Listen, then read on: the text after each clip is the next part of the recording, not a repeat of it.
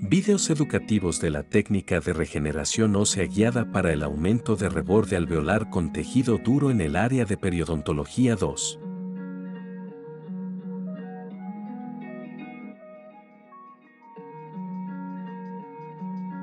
La resorción del reborde alveolar está asociada a la pérdida dental, enfermedad periodontal, quistes y o tumores odontogénicos y no odontogénicos, traumatismos, tratamientos de conductos y tratamientos protésicos, los cuales van a producir distintos cambios morfológicos en el reborde alveolar causando una pérdida ósea ya sea vertical, horizontal o ambas, las cuales complican algunas de las funciones básicas del paciente como el habla, la masticación, la estética y en la deglución. Regeneración ósea guiada.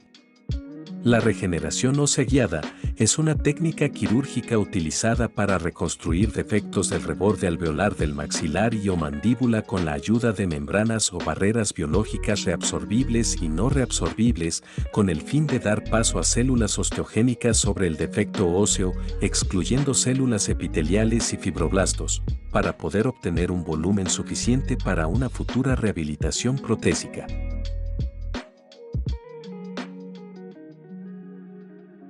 La membrana de politetrafluoro de etileno con refuerzo de titanio está indicada en defectos tanto verticales como en horizontales de mayor tamaño con una topografía irregular y en zonas posteriores.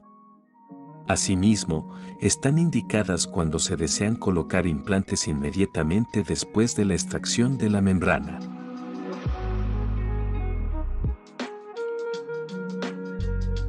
El uso de una membrana de politetrafluoroetileno con refuerzo de titanio está contraindicada en aquellos pacientes que no deseen una segunda intervención quirúrgica. Tendremos una regeneración pobre con probabilidad de exposición de membrana en aquellos pacientes que tengan un déficit en su limpieza bucal, mal control de placa dentobacteriana, que tengan enfermedad periodontal y en aquellos que presenten alguna enfermedad sistémica no controlada que pueda poner en riesgo la vida del paciente.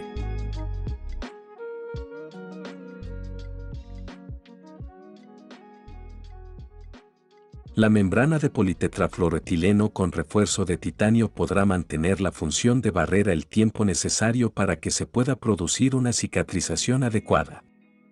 En adición al presentar un refuerzo de titanio le provee a la membrana mayor rigidez y fuerza debido a su estabilidad polimérica y limita el movimiento del injerto. Presenta excelente biocompatibilidad, por lo tanto no generará alguna respuesta inflamatoria.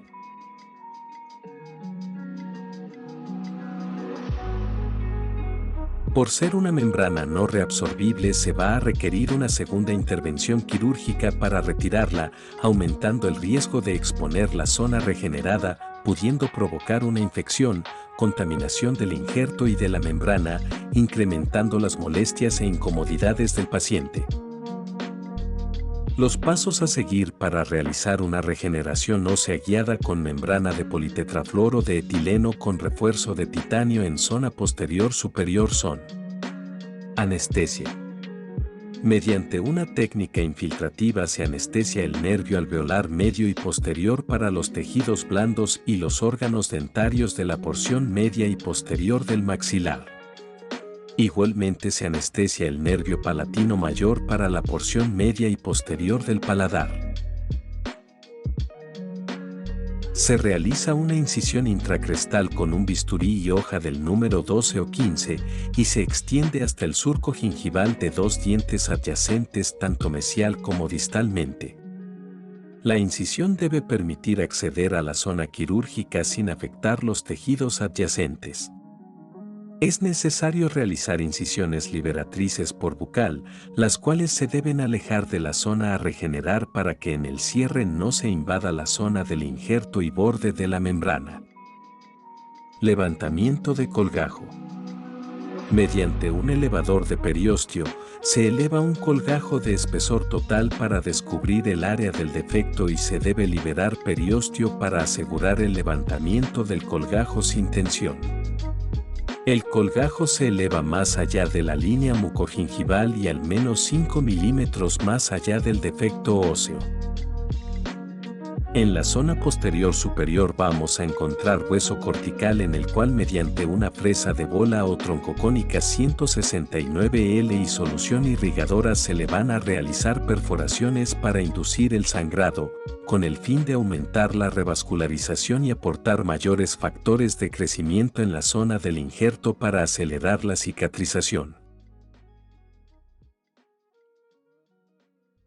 Se ajusta la membrana al tamaño del defecto y se fija inicialmente con tornillos de fijación o tachuelas por palatino, con ayuda de un mango atornillador. Previo a la colocación del injerto óseo se deja hidratando en suero fisiológico o con la sangre del paciente el tiempo indicado por el fabricante.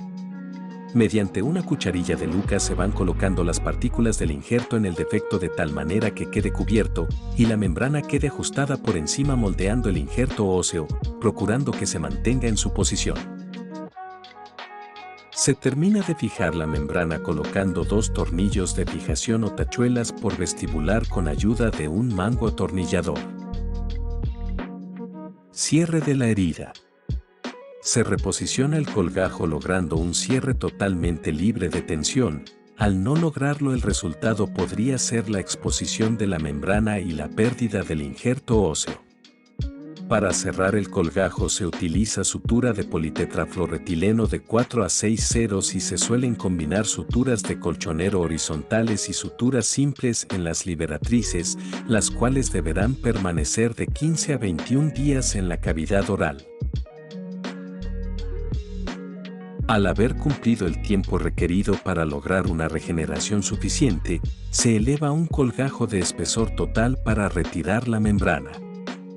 Si se observa que el tejido óseo está saludable sin ningún signo de infección, se podrá continuar con la colocación de los implantes con ayuda de una guía quirúrgica. Posteriormente se colocan los implantes y se reposiciona el colgajo utilizando una sutura no reabsorbible de 4 a 6 ceros y se colocan suturas suspensorias o de colchonero horizontales, las cuales deberán permanecer de 15 a 21 días en la cavidad oral.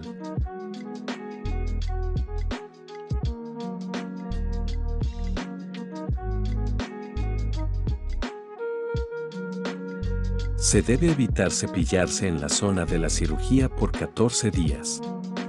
Se le indica al paciente una solución con gluconato de clorhexidina al 0.12% 20 ml sin diluir por 30 segundos o en forma de spray para evitar la manipulación de la zona, desde el día de la cirugía hasta el retiro de sutura media hora después del cepillado, para evitar la inactivación parcial o total de la clorhexidina debido a su interacción con el lauril sulfato de sodio, componente de la pasta dental.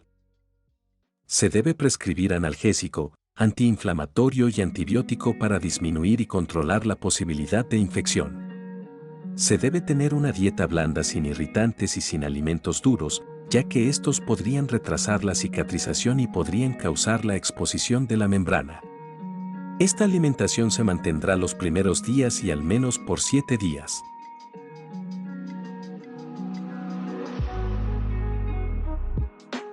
Fontana en el 2016 plantea una clasificación de complicaciones que podrían ocurrir durante el periodo de cicatrización y describe 4 clases de exposiciones asociadas a las membranas de politetrafluoro de etileno.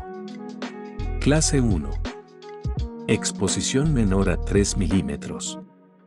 La membrana no se retira para evitar el paso de las bacterias y se coloca clorhexidina al 0.12% en gel en la zona expuesta. El odontólogo realizará consultas cada semana para monitorear la exposición de membrana. Clase 2. Exposición mayor a 3 milímetros. Se retira inmediatamente la membrana y se mantiene un cierre de colgajo para permitir la cicatrización del área aumentada. Sin embargo, las dimensiones de exposición son evaluadas para determinar si es necesario retirar la membrana o tratarla como una exposición clase 1. Clase 3. Exposición de membrana y presencia de exudado purulento. Su tratamiento consiste en retirar la membrana y realizar un legrado en la zona aumentada. Clase 4. Absceso en la zona tratada sin exposición de membrana. Está asociada a la contaminación bacteriana del área del injerto. Se trata igual que una clase 2 y antibiótico-terapia. En casos que se induzca la exposición de membrana, se conduce a la migración de microorganismos e infección bacteriana que podrían contaminar la zona quirúrgica y comprometer el aumento óseo y su regeneración. Por otro lado, la baja porosidad de las membranas puede restringir el suministro de sangre en el área quirúrgica, por lo que puede haber retrasos en la formación ósea y en estimular la remodelación vascular.